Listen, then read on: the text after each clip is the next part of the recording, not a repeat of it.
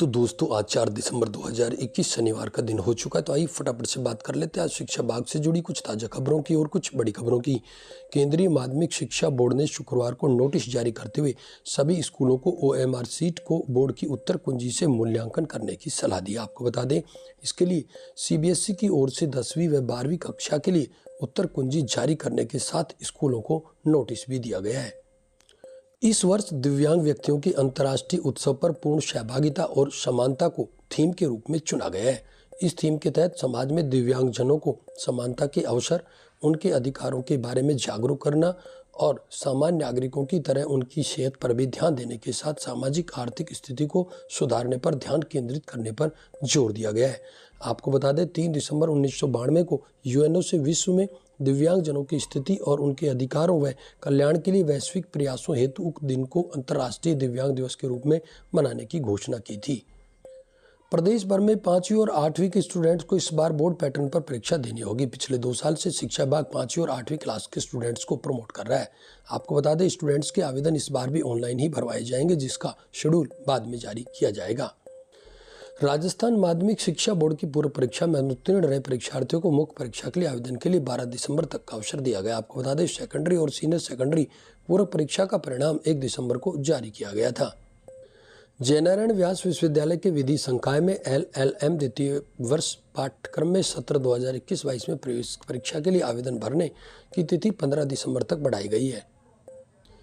राजस्थान कर्मचारी चयन बोर्ड ने पूर्व प्राथमिक शिक्षा अध्यापक भर्ती परीक्षा के माध्यम से नियुक्ति के लिए रिकमेंड उम्मीदवारों की अंतिम सूची जारी कर दी। आपको बता दें, नियुक्ति के लिए कुल 327 नर्सरी शिक्षकों का चयन किया गया है।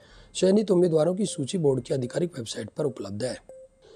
कांस्टेबल भर्ती परीक्षा 2021 के लिए आवेदन करने के लिए शुक्रवार को आखिरी मौका था। आवेदन भरने के बाद पुलिस मुख्यालय ने ऑनलाइन आवेदन पत्र में संशोधन का अवसर दिया। आपको बता दें, संशोधन 18 दिसंबर तक 300 रुपये के शुल्क के साथ किए जाएंगे। वहीं दूसरी तरफ आपको बता दें, राजस्थान हाईकोर्ट ने RS भर्ती 2021 की प्रारंभिक परीक्षा में पूछे गए प्रश्नों में से कुछ प्रश्नों के उत्तर गलत जांचने के मामले में RPSC से 17 दिसंबर तक जवाब मांगा है। राज्य सरकार ने शिक्षा विभाग में शुक्रवार को तबादले किए। इसमें 18 जिला शिक्षा अधिकारी और 2 ज्वाइंट डायरेक्टर को इधर उधर किया है। माध्यमिक शिक्षा निदेशालय में प्रिंसिपल्स, हेडमास्टर और लेक्चरर्स के खिलाफ करीब 2000 विभागीय जांच के प्रकरण निस्तारण का इंतजार करें। आपको बता दें, इन प्रकरणों में कुछ गंभीर आरोपों के प्रकरण है तो कुछ कम गंभीर मामले। इसके अलावा कम परीक्षा परिणामों के प्रकरण भी निदेशालय स्तर पर बकाया चल रहे हैं। राजस्थान हाईकोर्ट ने राजस्थान सिविल सेवा नियमों में वर्ष 2017 में किए गए संशोधनों से उत्पन्न मुद्दों पर विचार के लिए गठित कमेटी को 28 फरवरी तक निर्णय लेने को कहा। आपको बता दें, सरकार के निर्णय के बाद यदि कुछ मुद्दे नहीं सुलझते हैं तो याचिकाकर्ता दोबारा कोर्ट को रुख कर सकते हैं। तबादलों को लेकर भ्रष्टाचार की गूंज के बाद भी सरकार ने तबादला नीति से पूरी तरह सोशल डिस्टेंसिंग बना रखी है। आपको बता दें, तबादलों की नीति बनाने के लिए सेवानिवृत्त IAS की अध्यक्षता में बनी समिति पिछले साल ही रिपोर्ट राज्य सरकार को दे चुकी है। तबादला नीति को लेकर एक बार कैबिनेट बैठक में चर्चा भी हो चुकी है। इसके बाद भी सरकार के तबादला नीति को हरी झंडी नहीं दिए जाने से प्रदेश के कर्मचारियों का इंतजार बढ़ता जा रहा है। आपको बता दें, शिक्षा विभाग में तबादलों से नाराज कई कर्मचारियों ने वर्ष 2014 में न्यायालय की शरण ली थी। इस दौरान उच्च न्यायालय ने सरकार को तबादला नीति लाने का निर्णय दिया था। इसके बाद भाजपा की सरकार ने तबादला नीति बनाई, लेकिन वह लागू नहीं हो पाई। सामाजिक न्याय एवं अधिकारिता विभाग की उत्तर मैट्रिक छात्रवृत्ति के लिए ऑनलाइन आवेदन की अंतिम तिथि बढ़ाकर 31 दिसंबर कर दी गई है। पूर्व में 30 नवंबर तक ही आवेदन की अंतिम तारीख थी। आपको बता दें, इस संबंध में सामाजिक न्याय एवं अधिकारिता विभाग के उप निदेशक ने बताया कि जिले में संचालित छात्रवृत्ति पोर्टल पंजीकृत शिक्षण संस्थाएं अपनी संस्था के अंतर्गत वित्तीय वर्ष 2021-22 हेतु आवेदन कर सकती है।